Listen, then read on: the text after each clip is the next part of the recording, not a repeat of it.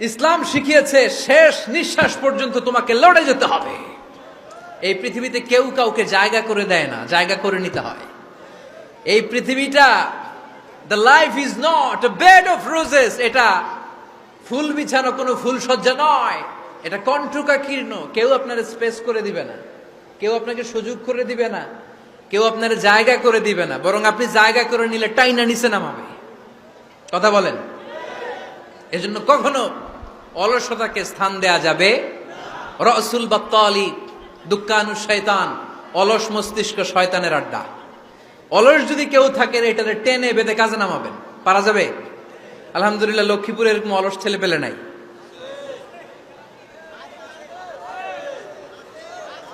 আছে? আমরা আজকে অলসতাকে নো বলে যাবো এই মাহফিল থেকে। অলসতাকে আমরা কি বলবো? আওয়াজ করে বলতে হবে। অলসতাকে কি বলবো আমরা? মুমিনের জীবনে কোনো অলসতা নাই। অলস হয় মুনাফিকরা। অলস হয় কারা? চিল্লায় বলতে হবে। মুমিনরা অলস হয়। অলস হয় কারা? এজন্য কোরআনে আল্লাহ একথাও বলে দিলেন, ওয়াইদা কামু ইলাস সালাতি কামু কুসালা ইউরাউনান নাসা ওয়ালা ইয়াযকুরুনাল্লাহা ইল্লা কালিলা। সুবহানাল্লাহ পড়েন।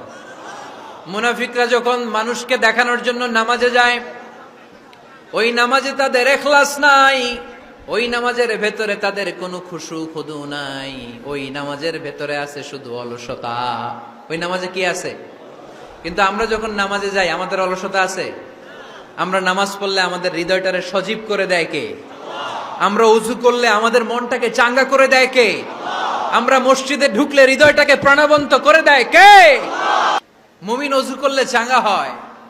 বিষ্ণু ঈসা ইসলাম বললেন, ইয়াকিদু শাইতানু আলা কাফিয়াতি রাসি আহাদিকুম ইদা নাম। খেয়াল করে শুনবেন লক্ষ্মীপুরের ভাইরা, চমৎকার একটা হাদিস। আমরা যখন ঘুমোতে যাই, শয়তান আমাদের প্রত্যেকের মাথার পিছনে 3টা অলসতার গিট মারে। কয়টা? আওয়াজ করে বলেন। 3টা অলসতার গিট মারে। ইয়াকিদু শাইতানু আলা কাফিয়াতি রাসি আহাদিকুম সালাসা উকাব। 3টা গিট মারে যখন আমরা ঘুমোতে যাই। অলসতার 3টা গিট মেরে আমাদের কানের সামনে এসে ফিসফিস করে মন্ত্র পড়তে থাকে, আলাইসা লাইলুন তাওয়িলুন ফারকুদ, আলাইসা লাইলুন তাওয়িলুন ফারকুদ। বিশাল লম্বা রাত, ঘুমাও। অনেক সময় আছে, ঘুমাও। রাত 5টা বেজে যাচ্ছে, তাহাজ্জুদের সময় শেষ হয়ে যাচ্ছে, তখনও শয়তান বলে রাত অনেক লম্বা, ঘুমাও। ফজরের সময় পার হয়ে যাচ্ছে, সূর্য উঠে যাচ্ছে, শয়তান বলে আলাইসা লাইলুন তাওয়িলুন ফারকুদ, এখনো অনেক সময় আছে, লম্বা লম্বা লম্বা চৌড়া রাত পড়ে আছে, তুমি ঘুমাও। বিশ্বনবী বললেন, ফাইনিস্তাইকাযা ওয়া যাকারাল্লাহ ইনহাল্লাত উকদা। আমার উম্মতের কেউ যখন ঘুম থেকে জেগে ঘুম থেকে ওঠার দোয়া পড়া শুরু করে দেয়, অলসতার প্রথম গিটটা সাথে সাথে খুলে দেয় কে? আপনি ঘুম থেকে উঠেই যখন ঘুম থেকে ওঠার দোয়া পড়বেন, আপনার অলসতার প্রথম গিট খুলে দেয় কে? ঘুম থেকে ওঠার দোয়াটা কি? আলহামদুলিল্লাহিল্লাযী আহইয়ানা বা'দামা আমাতানা ওয়া ইলাইহিন নুশুর। প্রশংসা সে আল্লাহ, যে আল্লাহ আমাদেরকে লম্বা একটা ঘুম শেষে, মৃত্যু শেষে আমাদেরকে ঘুম থেকে উঠালেন। এই দোয়াটা পড়ার সাথে সাথে শয়তান যে 3টা গিট মারছে, ওই 3টার একটা খুলে দেয় কে? ফাইন তাওয়াদ্দা ইনহাল্লাত উকদা। ঘুম থেকে জেগে ঘুমের দোয়া পড়ার পরে যখন কেউ ওযু করে ফেলে, অলসতার দ্বিতীয় গিটটাও খুলে দেয় কে? ওযু করার পরে ফাইন সাল্লাত ইনহাল্লাত উকদা, নামাজের মুসল্লায় দাঁড়িয়ে যখন নামাজ শুরু করে দেয়, অলসতার 3 নাম্বার গিটটাও খুলে দেয় কে? 3টা গিট যখন খুলে দেয়, বিষ্ণু ঈসা ইসলাম বললেন, ফাআসবাহা নাশীতাল কলব। নাশীত, তখন মুমিন বান্দা সজীব হয়ে ওঠে, প্রাণবন্ত হয়ে ওঠে, উচ্ছ্বসিত হয়ে ওঠে। ওয়া ইল্লা খাবিসান নাফসি কাসলান। আর যদি ঘুমিয়ে থাকে, 3টা গিট তার মাথার পেছনে শয়তানের অলসতার লেগে থাকে, তাহলে তার দিনটা শুরু হয় অলসতা দিয়ে, আর সে হয় অলসতার রাজা। চিল্লায় কোন ঠিক কিনা? এজন্য আমরা কি অলস হতে চাই না কর্মঠ হতে চাই?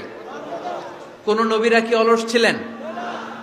পৃথিবীতে কোন নবী অলস ছিলেন? সব নবী কর্মঠ ছিলেন। বিষ্ণু ঈসা ইসলাম বললেন, মা বাআসাল্লাহু নাবিয়্যান ইল্লা রাআল গানাম। এই পৃথিবীতে এমন কোন নবী নাই যেই নবী বকরি চড়ায় নাই। কি চড়ায় নাই? বকরিরে আপনারা লক্ষ্মীপুরের ভাষায় কি বলেন? কি বলেন?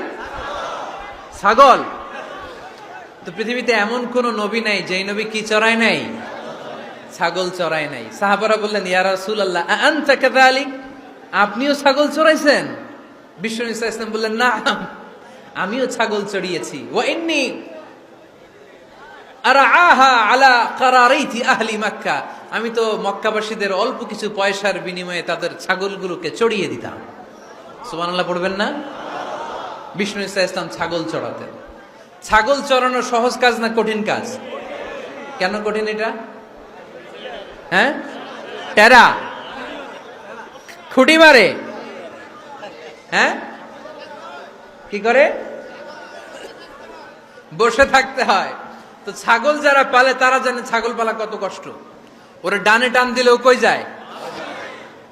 রশি ধরে বায়ে টান দিলে কই যায়? সামনে টানলে কই যায়? পিছনে টানলে কই যায়?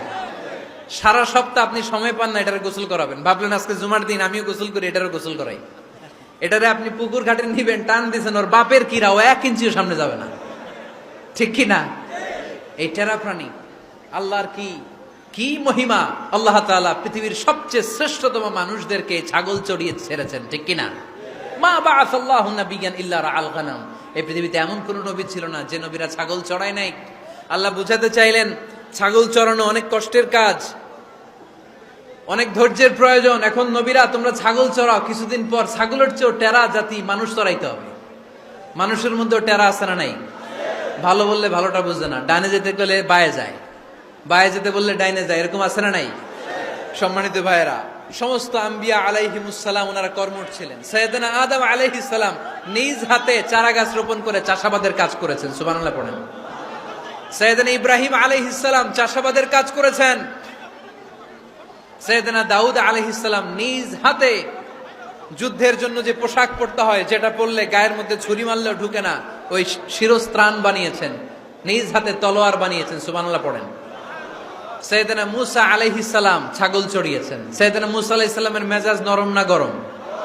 নবীদের মধ্যে সবচেয়ে বেশি মেজাজওয়ালা নবী ছিলেন মূসা আলাইহিস সালাম। উনিও 8 থেকে 10 বছর সাইয়েদনা শুআয়ব আলাইহিস সালামের এরিয়াতে ছাগল চড়িয়েছেন। চিল্লায় বলেন সুবহানাল্লাহ। এজন্য নবীরা যেহেতু কাজ করেছেন, কর্মঠ ছিলেন, আমরাও কর্মঠ হব। ঠিক কি না? সাহাবারাও কর্মঠ ছিলেন। বিশ্বনবীর সাহাবারাও ব্যবসা করতেন। সাইয়েদনা আবু বকরের বিশাল ব্যবসা প্রতিষ্ঠান ছিল। সুবহানাল্লাহ পড়েন। আপনারা হজ উমরা করেছেন কে কে?